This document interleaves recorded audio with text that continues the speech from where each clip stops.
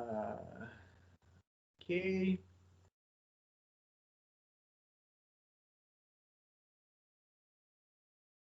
As usual, I'm switching on the record, so it will be possible to watch this video later. Okay, the plan for today, at the beginning of our lecture, actually almost all the lecture, we will speak about history of management, and at the end of the lecture we will make a short break, and then after this short break I will present you your task connected with your favorite character, and then two group 519 and 519 I from international students. Please, we have to discuss one more problem. It will take not more than 2 minutes. Please don't close Teams after the second part of our today's lecture. Okay, let's begin. So, I'm a little bit sorry about this noise. You might hear this noise. It's about repainting in my house. It's far from my flat, but still, I think you can listen to this noise. But I do hope I will speak a little bit louder to let you get all the information. Okay, so let's begin. History, we are beginning with the history of management. Actually, history of management is rather old, and we could say that history of management, the age of management is the same as the age of humanity generally. Because if you look at this very picture, when these ancient people decided to kill these mammoths, can we find in uh, activity of the people some characteristics, some features of management? So I will remind you functions of management. These functions, I hope you remember from our previous lecture that these functions are planning, organizing, motivating, and controlling. So can we find some features of planning function?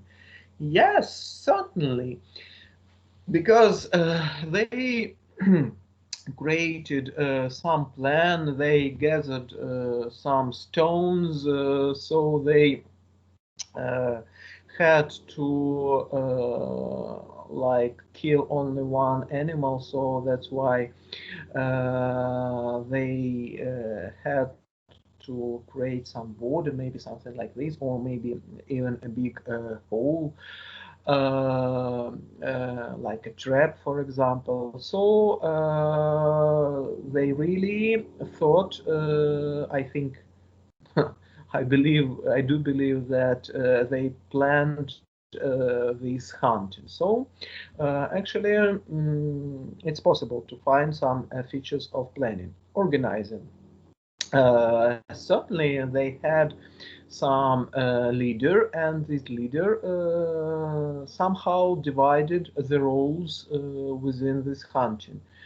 As you can see, for example, even at these simple picture, somebody has fire, somebody has stones, and something like this. Generally, the main result of, as I told you during the previous lecture, the main result of organizing function is dividing functions within organization, and now we can see these dividing of labor. Motivating. They actually didn't have salaries, but they had, sorry, bigger motivation, not to be hungry. So they wanted some food. So that's why we can say that these ancient subordinates, these ancient people were motivated well. And controlling function, I think after every hunting, they analyzed somehow results of these hunting. So if they faced some problem, they thought how to avoid this problem in future. For example, if somebody was killed during this hunting, so they tried to analyze maybe some mistakes during this hunting or something like that. So generally, we can say that we can find all pieces of functions of management even in ancient practices. But generally, you can tell me, okay, Pablo, but they didn't know even this word manager, and you are absolutely correct. So, and this is the general, I would say, idea of all ancient practice. We will discuss these practices today in details, but generally, what outcome we can make from this like introduction to today's lecture, that they did use some pieces of managerial functions, but they first didn't know this word manager, and they didn't separate managerial activity from non-managerial activity. So now for you, it's quite clear that in any organization there must be some workers to perform some activities, and in any organization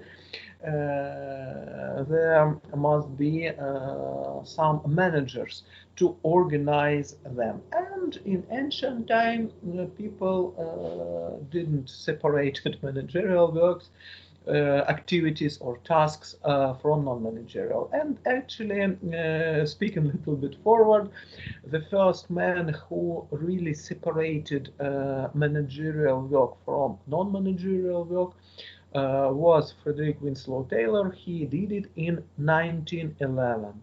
So only in 1911 people realized that yes, there is some managerial activity, and this managerial activity is not the same with performing some non-managerial tasks. But we will speak about Frederick Winslow Taylor during the next lecture, and today we will speak only about ancient practices of management.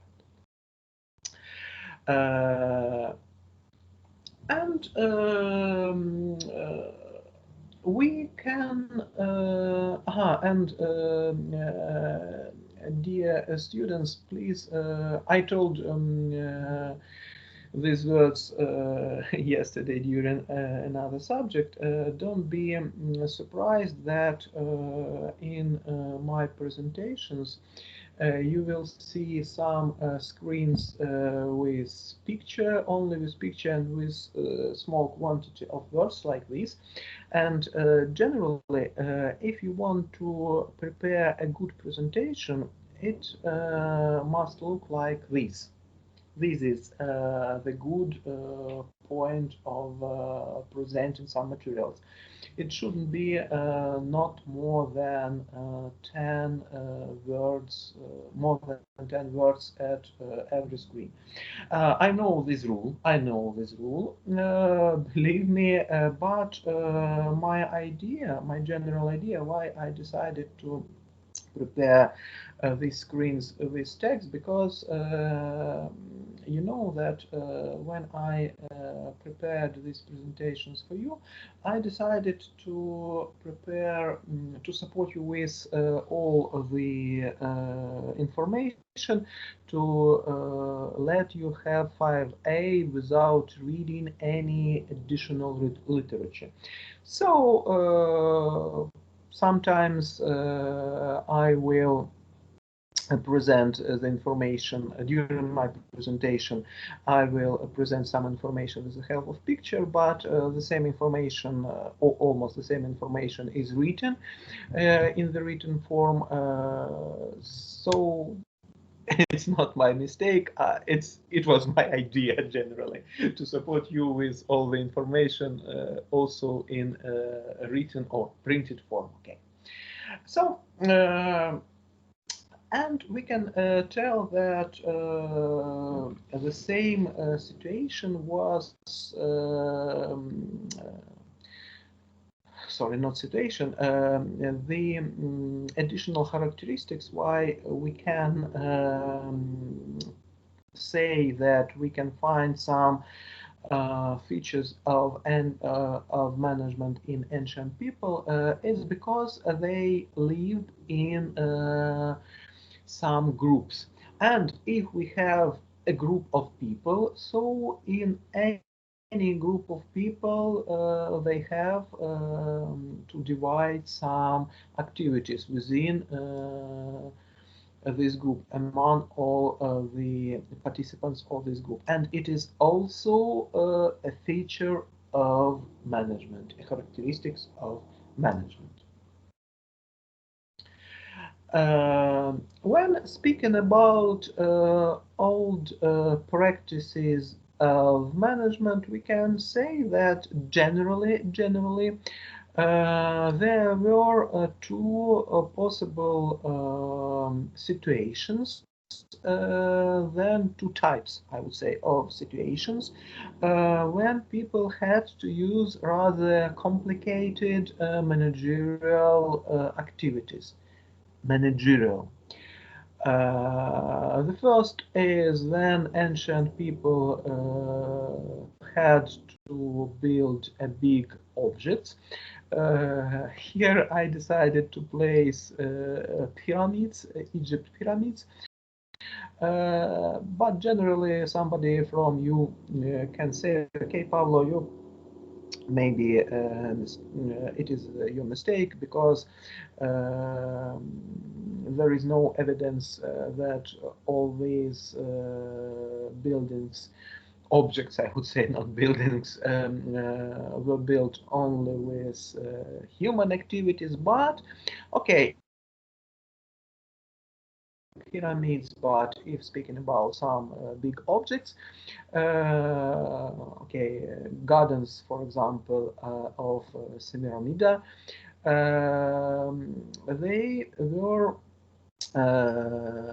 it was built with the help of a big number of people. So the management of this project had to organize them somehow.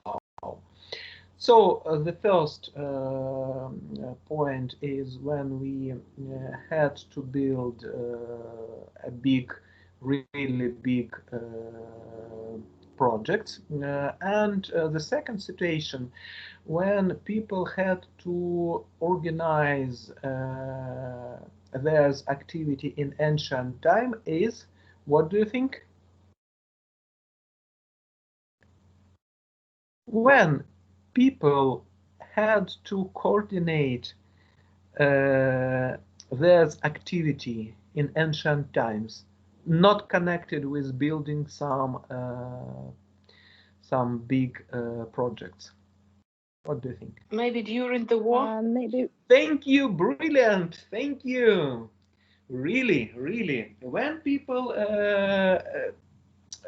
how to say it, is rather sad to say, but generally, you know that the age of war, the activity connected with war, is the same as the age of humanity. And even the word strategy came from Old Greek word stratos, two words, not one, stratos and egos. And if we translate this word from Old Greek, it is an art of a general, an art of a troop leader. And it is quite clear to find some features of some characteristics of contemporary management in these ancient times. So I even will not stop at this point, but it's quite clear for you that to win any battle, you need to use planning, you need to use organizing, you need to use motivating, and you need to use controlling functions. And generally, people used these practices, but still they didn't think that there is some part of some activity, some separated part of activity. So it's like they use some practices, but in their mind they thought sorry about this activity as about like usual activity. So they mixed managerial work tasks with non-managerial tasks, and that is why it's not a mistake to say that management is a rather old practice, but the science, management science, is relatively new. So the age of management as a science or as human activity a little bit more than 100 years. So the like milestone I told you is the first paper published in managerial sphere, Principles of Scientific Management, which was published in 1911.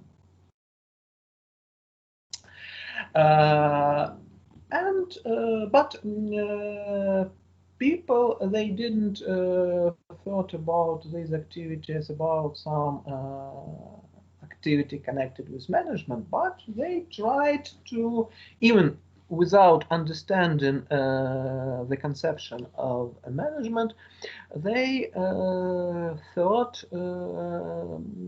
they tried to solve a problem, how to increase the effectiveness and efficiency of their organization. That's why they tried to use some managerial practice, and even they tried to use levels of management. It was the second breakthrough. Levels of management means that we have not only one manager and subordinates, but we have at least two levels of management. We have like big boss, and this big boss had some wise bosses, okay, wise managers. So we also can find these evidences in ancient practices. And as I told you, if a really smart person became a manager, so it led his or her organization to become a great. And the first example, I would say, maybe the empire of Alexander the Great. Actually, but also I'd like to stress one important moment that in ancient time there wasn't any possibility to have to get these managerial signs. Now it is quite easy to become a manager. You just have to enter HPI, for example, our English speaking program. So, and at the end, you will be MBA, Master of Business Administration. And in ancient times, it was no possibility to have this knowledge. But sometimes people were, some persons were so smart, so they really understood all these interconnections and interrelations within their organization, among elements of their organization. But the outcome of this situation was rather sad. Then these manager, after the death of this manager, we can find the information that empire also dead with this smart person. The first, I would say, evidence of success of a manager in military staff was the empire of Alexander the Great.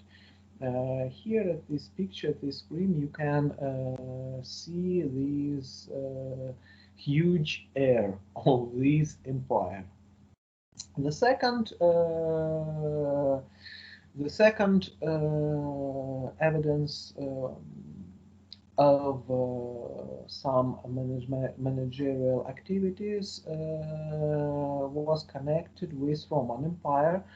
They they tried to use some formal activities. That's why they succeed in, how to say, in transmitting power from one manager to another manager, from one emperor to another emperor. That's why if a manager was dead, it didn't mean that the organization, I mean the Roman Empire, was also dead with a leader. So at this picture, you can see the best moment of Roman Empire, the best moment of Roman Empire, and also I decided to include these example to my today's lecture because we can find some also interesting evidences, some interesting managerial practices in connected with Roman Empire. They understood that that management is connected not only with these four functions: planning, organizing, motivating, and controlling, but they realized that communicating is essential for organization.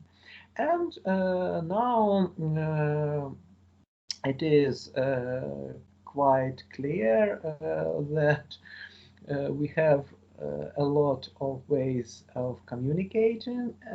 We have the internet, for example, so we can call somebody, we can even prepare, even organize a virtual meeting as it is now. But in ancient times, there was no possibility to organize communicating except sending some letters. And to deliver a letter in the quite small periods of time, they need good roads. That's why the main breakthrough of Roman Empire was connected with good roads. When I was in Rome, it is a picture of old Appia Road. Believe me, this picture is even a little bit better. The quality, sorry, not picture, but road. The quality of this road is better than quality of a road to my house. So they really. They really succeed in building roads. Uh, they developed a technology, and the road was the system of roads was really important for them, not only because of communicating, but also if some region decided to fight against Roman rule, so it was rather easy for them to deliver troops to this region. And dear students, this picture of this road is a new one. Is a new one. It's not the old.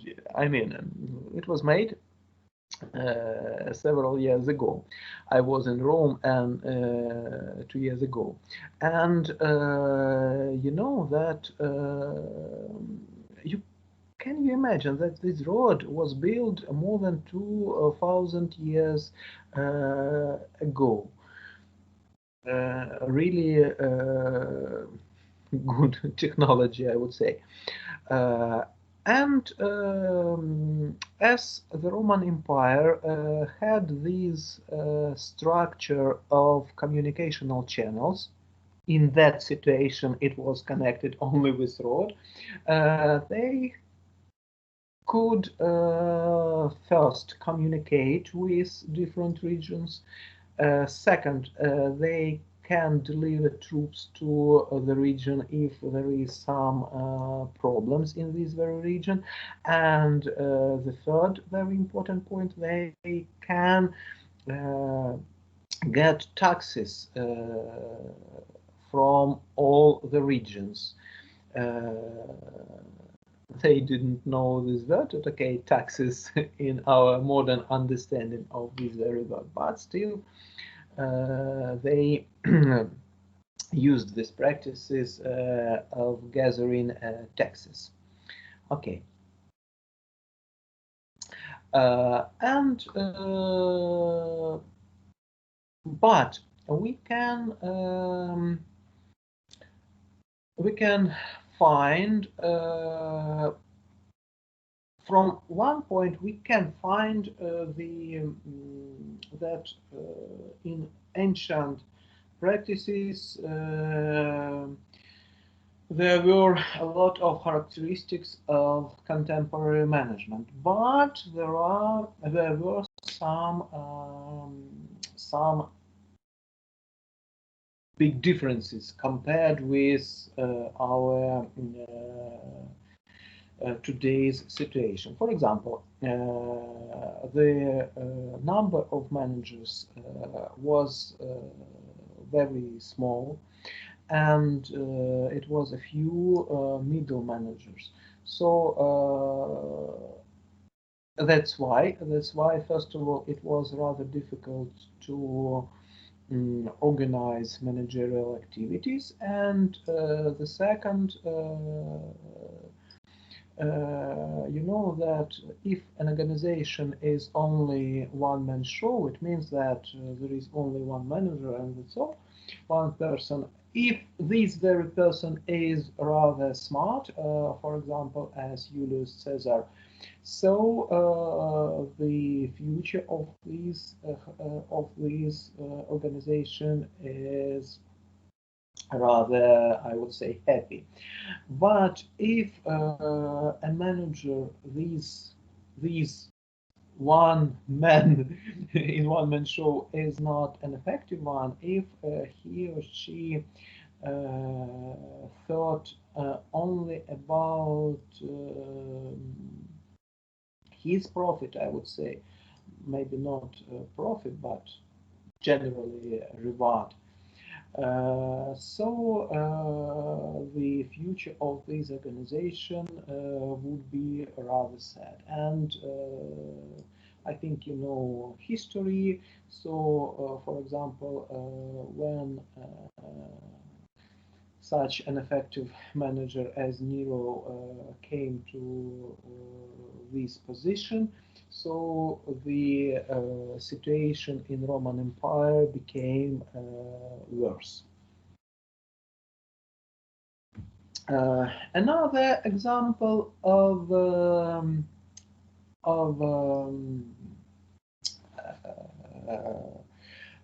an ancient organization, and I decided to include this organization into our today's lecture, is a Roman Catholic Church. I decided to speak about this organization because, you know, it's alive now. It's alive now. It was in that times, and it's alive now. And in this organization, we can find some very, very important features. First of all, they have really complicated structure. So they have a pope, they have cardinals, archbishops, bishops, priests. So if speaking about from the point of management, we can say that this very organization had, and I would say has, because it's in present, it has a lot of levels of management, and it has a lot of really managers of from middle management level. I know that you can tell me, okay, Pavlo, you shouldn't take this example because, for example, a pope or cardinals or archbishops or bishops, they are not only managers, because they are they have not only to manage, but they have to complete some other non-managerial functions. And I would say yes, you are absolutely right, but I decided to take this example only because in this organization we can find some like driving forces for creating the contemporary managerial organization and the contemporary managerial activity. I would say it like this. So we can say that all these person, it is connected with the religion. So let's don't touch the points connected with religion, but now we are analyzing only organizational structure. And you know, if this organization is alive more than 2,000 years, we can say this organization is managed in a very efficient way. This is only the point. And taken into account everything mentioned today, I decided to compare old organization and contemporary organization. Maybe not old, but I would say ancient organization and modern organization. The first very important feature. In ancient times, it was only a few large organizations, and these large organizations usually were connected with some persons, if it was an empire, or it is connected with religion. And it was no huge organization. And nowadays, we can find a lot of really big organization. We can find a lot of huge organization.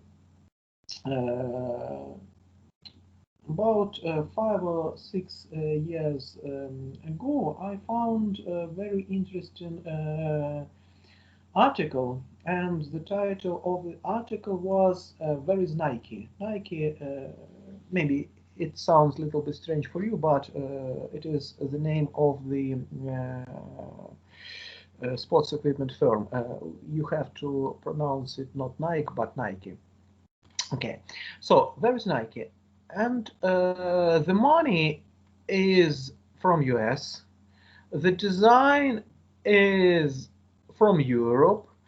It is made, all this stuff made in Asia, in China, in India, in Vietnam, in Cambodia, yeah.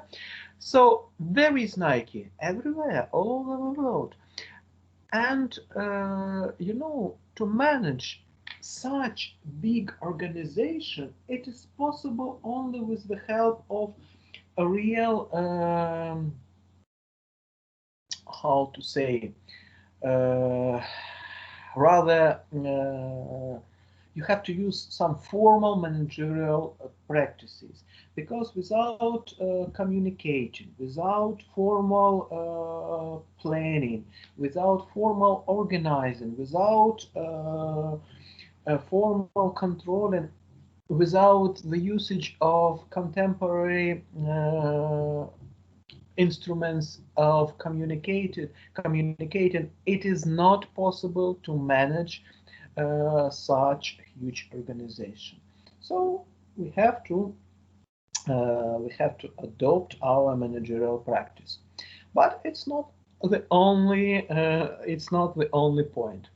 The second point is that the number of managers was rather small, and there were practically no people at middle management level. I told you that in ancient organizations, it was like one-man show, and that's all.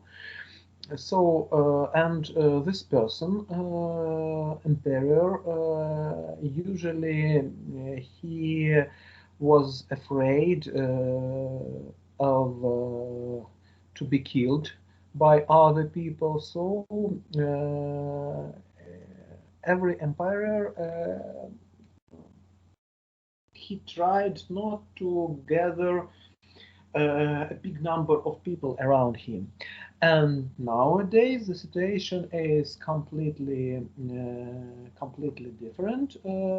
In every organization you can find a lot of managers and a large, what is more important, a large quantity of middle management group. Because you know, we will speak about it a little bit later, but every manager, every person, okay, let's speak not person, but manager, every manager has his or her own span of management, норма управляемости. It means that it is rather difficult to control more than 10 people. Some people with some brilliant mental activity, they can manage 20 or even 30%, but not more. And what is the way out of this problem? It's simple, just to divide these people into some groups and put a manager as a head of every group. And in this situation, a manager has to manage only these managers, and that's all.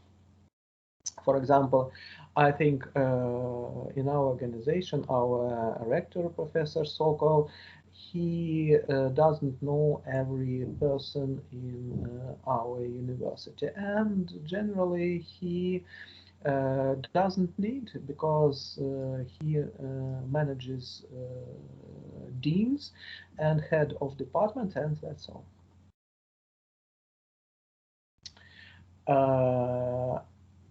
Another very important difference between ancient and modern organization is connected with separation, managerial work from non-managerial.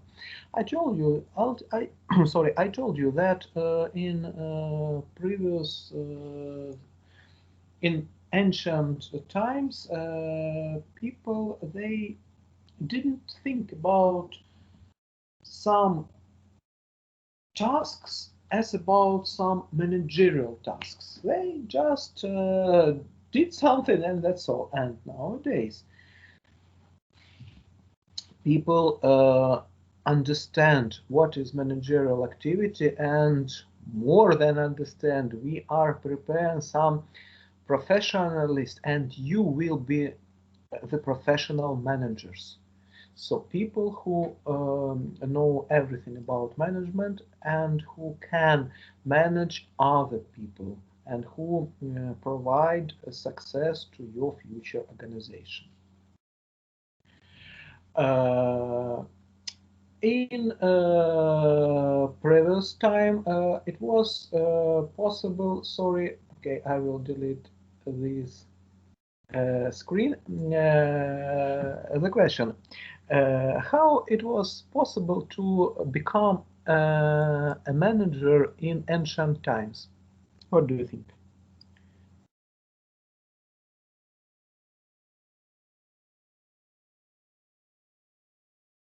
How it was possible to become a manager?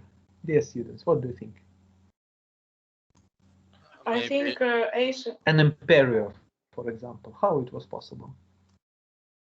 Maybe one person had some extraordinary ideas and made other people follow him, and they believed him. That's why people became leaders in ancient times. Not exactly. Who has another ideas? I'm sorry. Maybe also. Dear students, I had a strange message from Teams. Is it possible to see the screen for you? Yes, everything is okay? Yes. Yes. Yeah. Okay, I'm sorry, because it is written that it was some problem. Okay, so what do you think? Maybe also noble origins, perhaps. Yes, more closer. Actually, okay, maybe more ideas. Perhaps to occupy the power to fight competitors. Yes. So generally, if speaking not with managerial terms, but with but with like usual simple words, there were only two possibilities to become a manager. The first one, to be born in the family of the previous manager, yes, or to kill the previous manager. So only two possibilities. And nowadays, to build a successful career, believe me, you will not have to kill anybody. You will have to be educated, and you have to be smart enough to be a successful manager. And also there is a very big problem with decision-making process. The problem was the following, that only a few people were able to make some important decision. And today, many people able to make important decisions within an organization. And this possibility in some organization is delegated even to non-managerial personnel. The example could be set from Toyota company. After it was a situation about 15 years ago, something like that, you can Google this information, you can find this problem. It was some problems with Toyota cars, and the outcome of the problem was that they had to back off a big number of cars because of some problems with pedals. And they discovered that personnel knew about this organization, but then they told about this problem to manager, to shop manager. He decided that it's not so important. And as an outcome from this situation, they put a red button near to, not near, but at the every working place. And think about it. Any worker of Toyota company can stop assembly line. Maybe you don't know what is assembly line. Assembly line means conveyor. Okay, so can you imagine that any person at any working place can stop assembly line, can make a decision to stop, you know? But Toyota, they, how to say, they waited the harm from the first situation, and they waited the harm, you know, that when assembly line is stopped, it is a big cost for not moving with assembly line. But they really understood that it must be a possibility for even for non-managerial personnel to make important decisions within organization. And I'm not even speaking about managerial stuff today. Today, even managerial staff at lowest level, it is possible for this type of staff to make organizational decisions, and important organizational decisions. And the last, I would say, difference between ancient organization and modern organization was that as far as people didn't think they didn't realize, I would say, that there is some type of activity, managerial activity. So that's why they didn't even try to prepare some methods, some managerial methods, some managerial algorithms.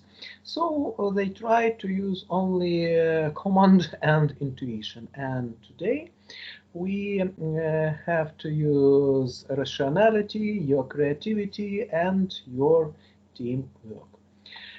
And all these differences, you know, that it wasn't like this, that once people realized that now it's not possible to live only using the old rules. No. People faced this situation in some steps, and we will discuss this step during the next lecture. But it was like the critical sum of the critical volume of the information. And as I told you in the beginning of our today's lecture, in 1911, Frederick Winslow Taylor decided to, not decided, but he published the first book in the management as a science. He, the title of this book is Principles of Scientific Management, and this date is the date of birth of management as a science, I would say, and the father of management is Frederick Winslow Taylor. Generally, there were a lot of scientists working at the problem. I mean, managerial problems. And next Wednesday, we will speak about some group of managers who worked at the same time, at the same period of time with Frederick Winslow Taylor. We will speak about Gilbreth, we will speak about Gantt, we will speak about Henry Ford. But why we name, I mean people connected with management, why we name Frederick Winslow Taylor as a father of management? Because he was the first to publish a first paper in this field, Okay. So as a conclusion, now we spoke about differences of old organization and contemporary organization, and I'd like to stress that people, it's not correct to say that people were not smart in ancient times. They were smart, but you know, if we look back at all these differences, you know, in old times they didn't have to manage, they didn't have to use serious managerial instruments. No need. And now in our modern life, we do need to use all managerial instruments, and we will speak about all these managerial instruments within 3 courses, as I told you last time. Okay. Now I'm ready to answer to your questions connected only with the first part of the lecture.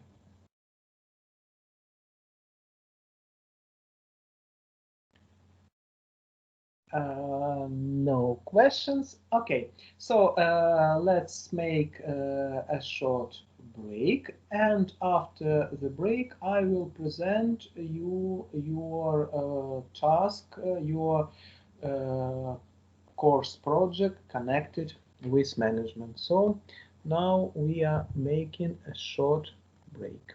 Okay, 5 minutes. I will invite you to the next. You can stay in our group, but I need a rest. Okay. Okay. Thank you for lecture. Okay.